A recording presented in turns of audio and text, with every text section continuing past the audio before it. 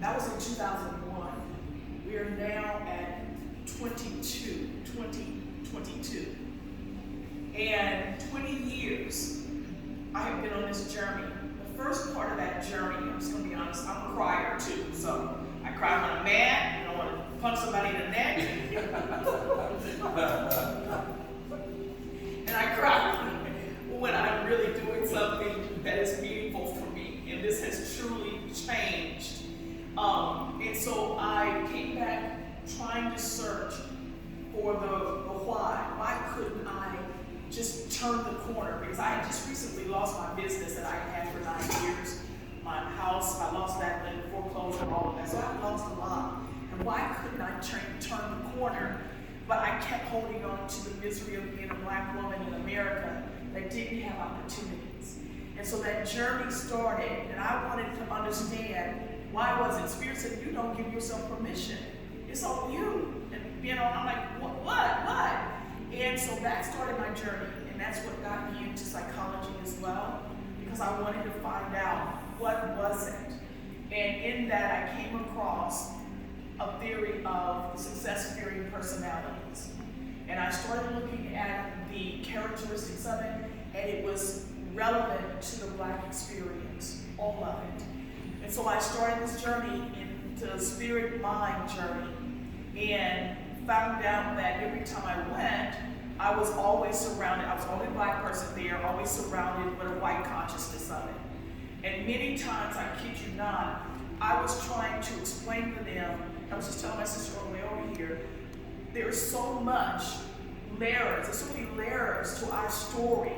Trying to explain that story to people who've never been there, it's just like telling people about red Kool-Aid. Everybody who's black knows what red Kool-Aid's about, you know? But I just could not, and I always felt like they were like, you're taking up our time, we don't know what you're talking about. And I found myself just thirsty to create an environment, go to an environment of people who were involved in spirituality, mind, body, spirit, alternative alchemists, and apothecaries. I wanted that. I wanted people that were in the field of psychology that understood the spiritual aspect, the holistic aspect of it. And I never could find that. And just here recently, a year ago, almost 2 years now, when Nancy said I was going to support her. She wanted to do a Course in Miracles class. She, my friend, wants to support her. Lo and behold, it turned out to be a journey for me of cleansing, learning, healing. And I now have a podcast. At the end of the podcast, I always say we are never the victims of life. We are always the student of purpose. What is life teaching you? What is it preparing you for? But I never knew that. And so the course of this has brought me to this place. But I was originally starting this North Texas Black Inner Wellness Collective because I never found the space for me in the mind, body, spirit genre. But Monday, my mother passed. And she passed from COVID, not of COVID. My mother was a baller and shot caller. And she decided that this was an honorable way to make her exit.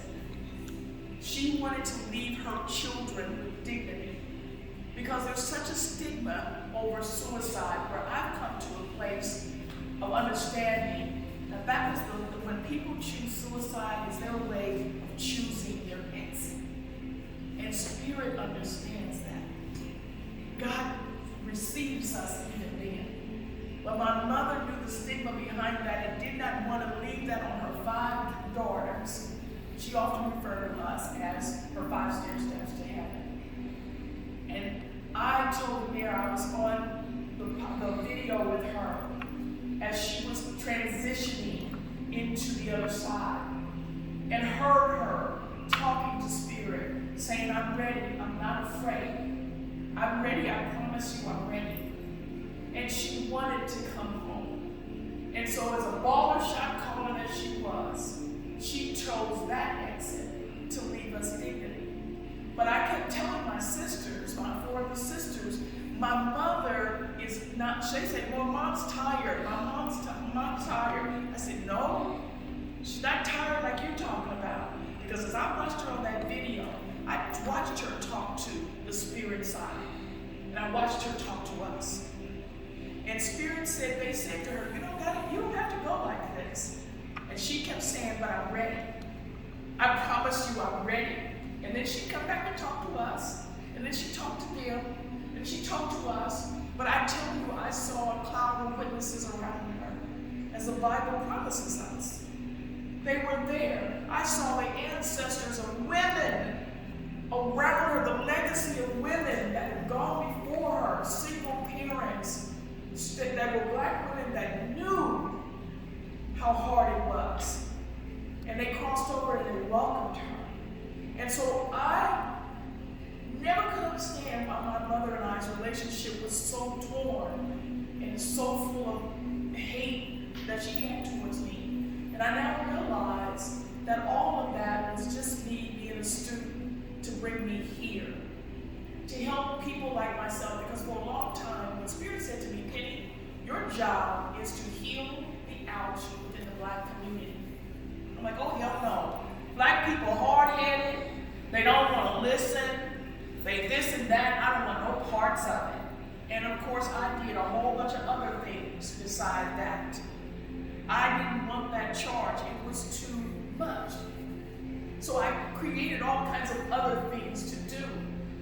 And the Spirit said, every time I did, it never got anywhere. I get a meager amount of success, and then that was that. I never was able to truly find the success that I wanted to, because this was the path that I'm supposed to go. But little did I know that the true charge would come in my mother's death on Monday, when I saw the interaction of the angels.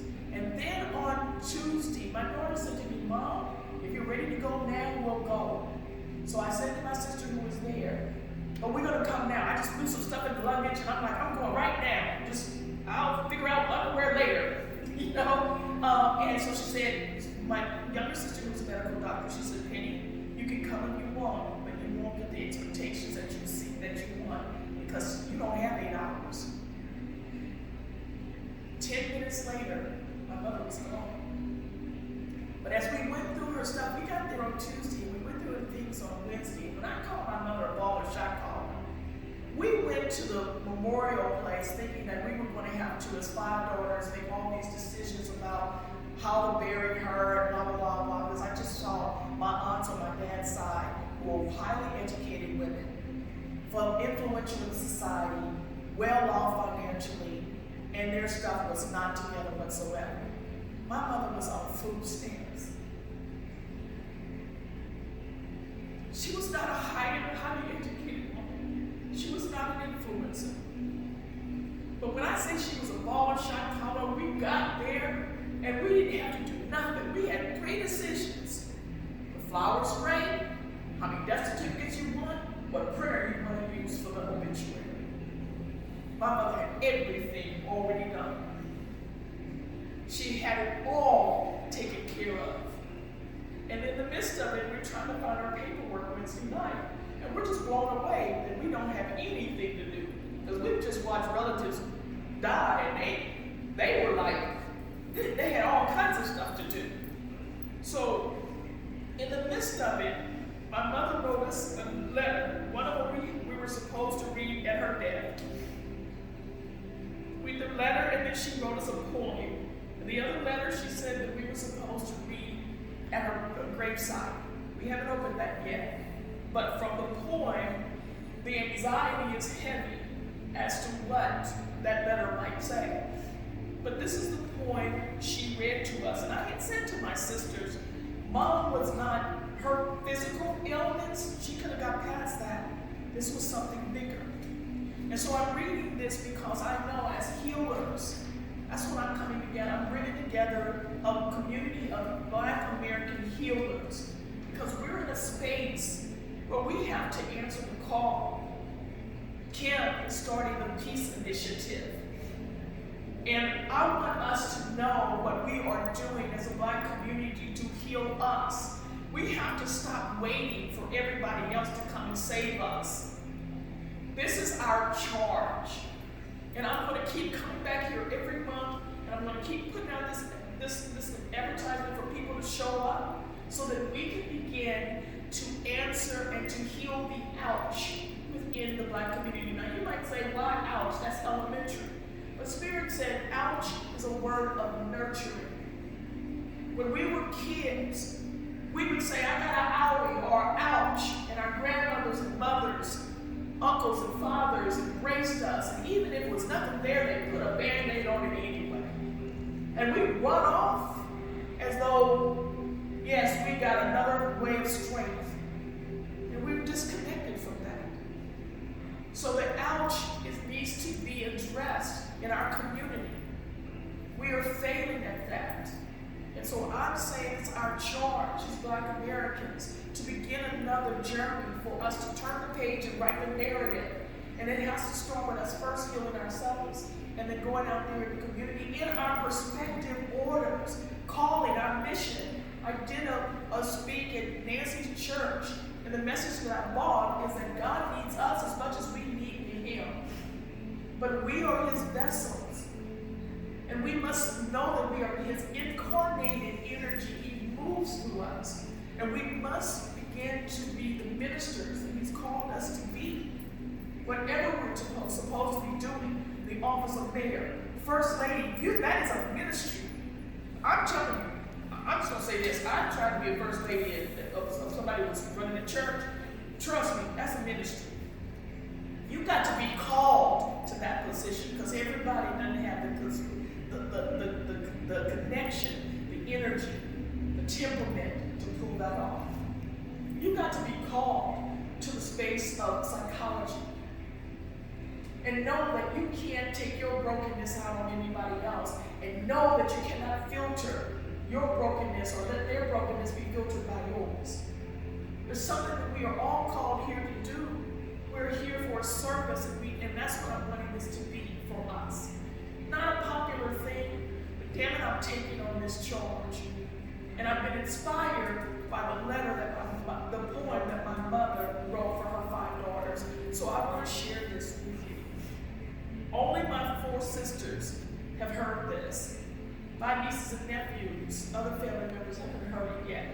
But I'm sharing this because I know that this is my legacy. I must follow the charge for my mother. She said, the name of the poem is Who Cares? And this is my mother there, and that's my grandmother on the other side. Those were beautiful, strong women, but neither one of them believed that they were.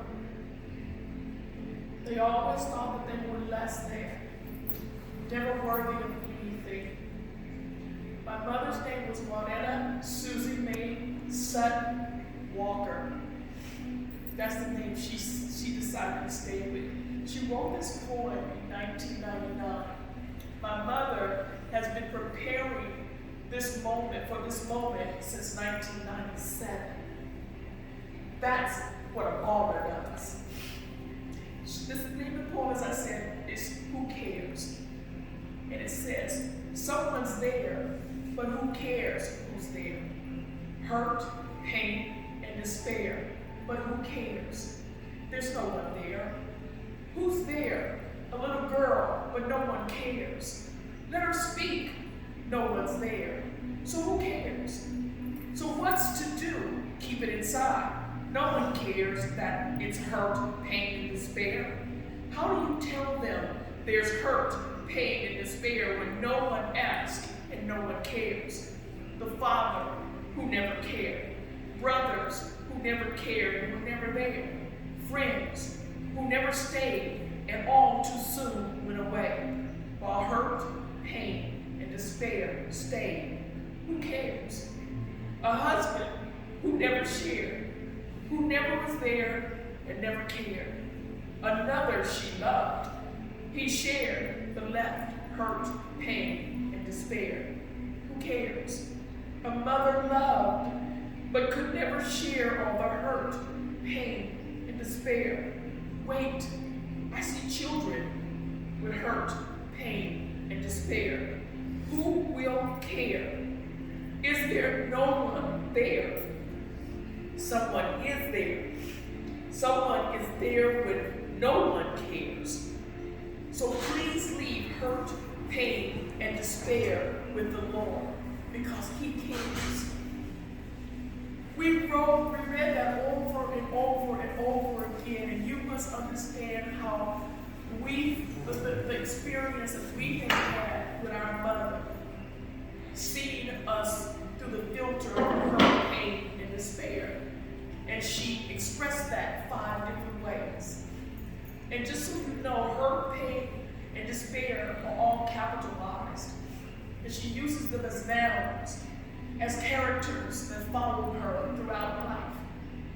And when my mother decided to use COVID as her vehicle to leave here, it was hurt, pain, and despair that she could never shed.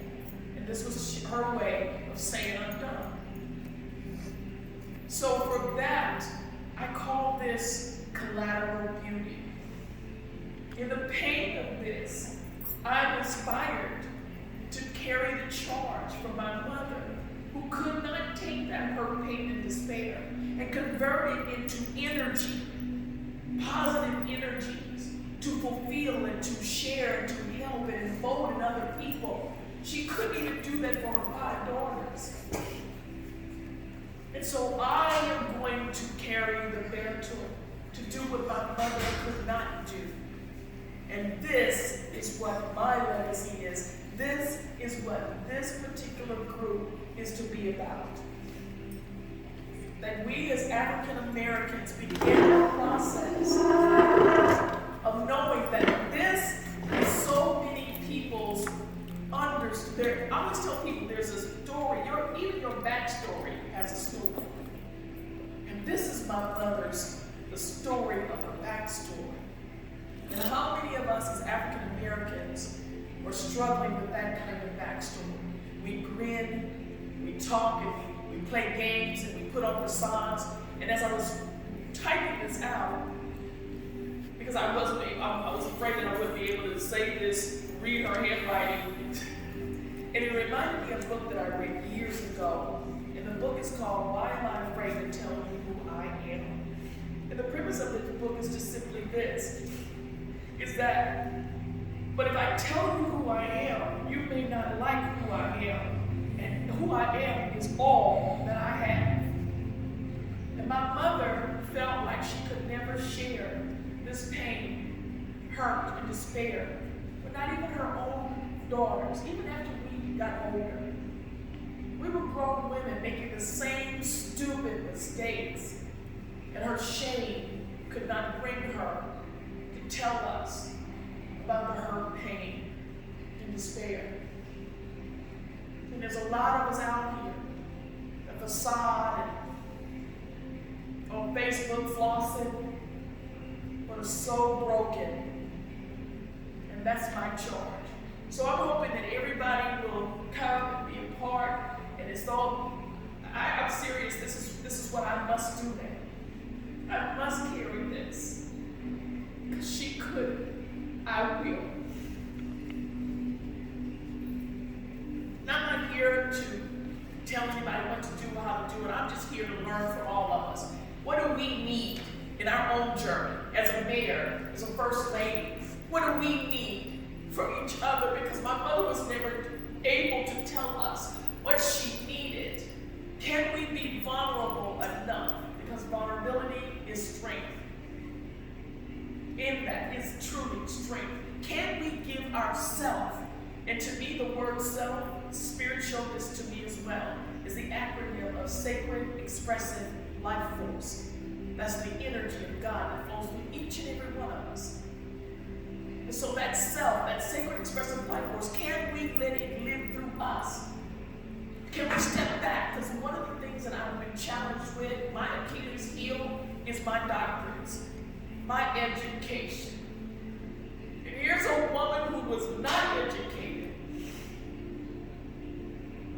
and left a message in her dying day that will forever impact me more than anything in my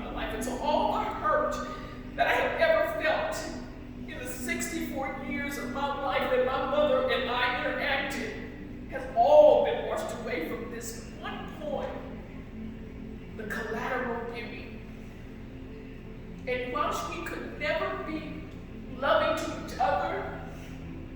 I love her so much. And I will do this no matter what.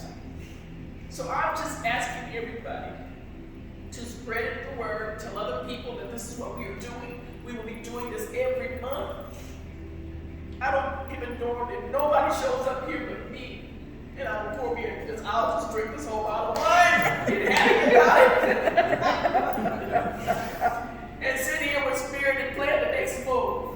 But we have to do this because we're too scared to show the wounds. And my mother chose an exit rather than to share her wounds. And how many of us are doing that? So I'm done. The floor is you all's. Words, Mayor, I will give it to you, First Lady first.